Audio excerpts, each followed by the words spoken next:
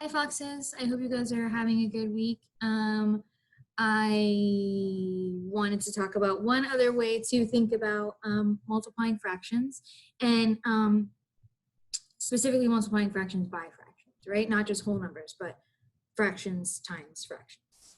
So if you guys look,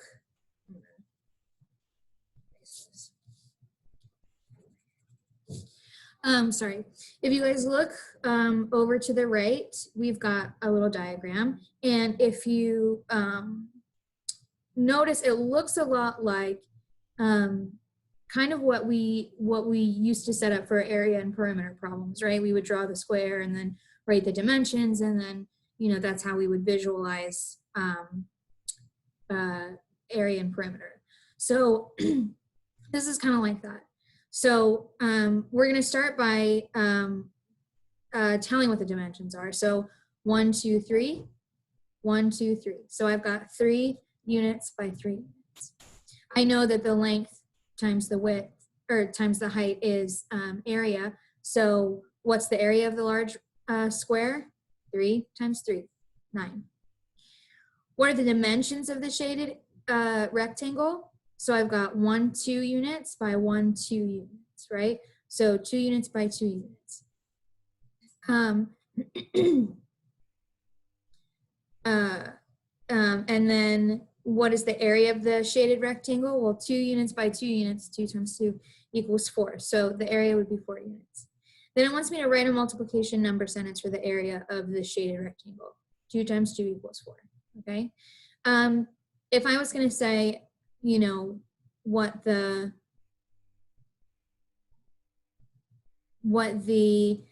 fraction of shaded squares there are of the whole, well, there's 9 pieces, right? And 4 are shaded in. So my fraction would be 4/9. I can check my work with that little, with our formula.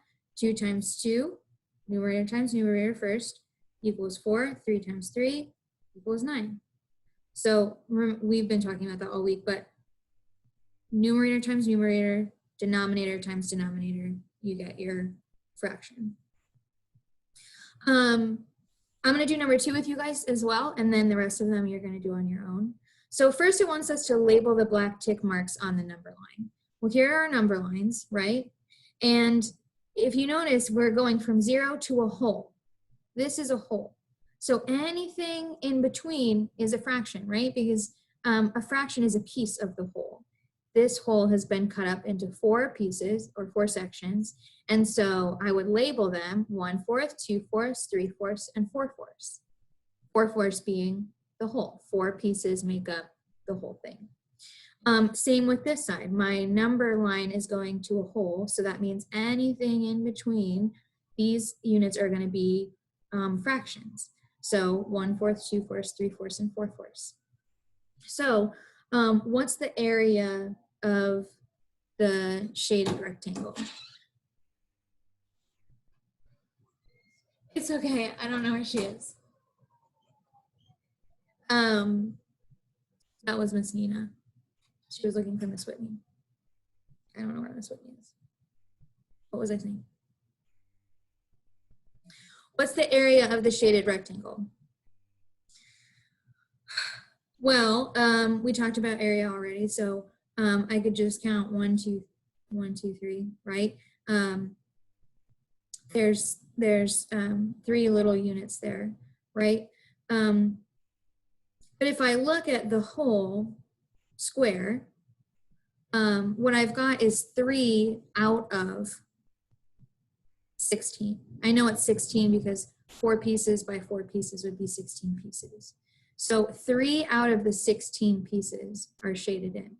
So if my unit, my square unit, was this whole square, right? Then 3 out of 16 would be the shaded area, okay?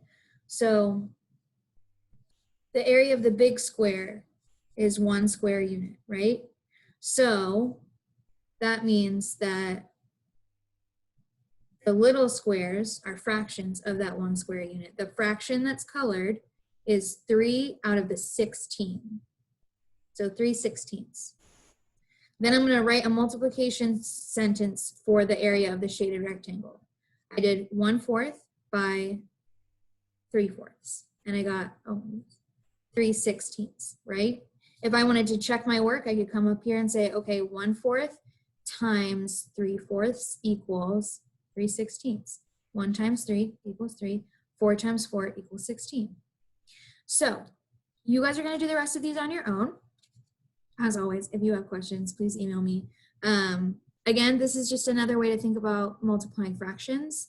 I just want you guys to be able to visualize what's actually happening when we multiply fractions.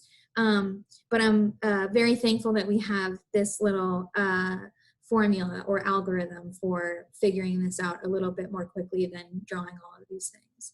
So remember, if this is really daunting and something that you, if you don't like this way, if you don't like what we did yesterday with all the cutting and drawing and paper and whatever, that's okay. You know, I'm showing you a couple of different ways to think about multiplying fractions by fractions, just in case one doesn't really stick with you and another one is better or more easy for you to understand. So don't sweat it if this is too complicated, or if, you know, one way you like better than the other way.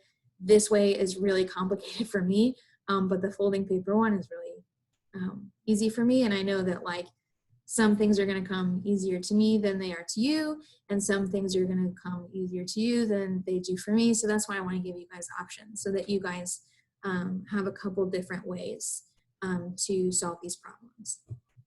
So that being said, I hope you had a good week. I won't be doing a video for tomorrow.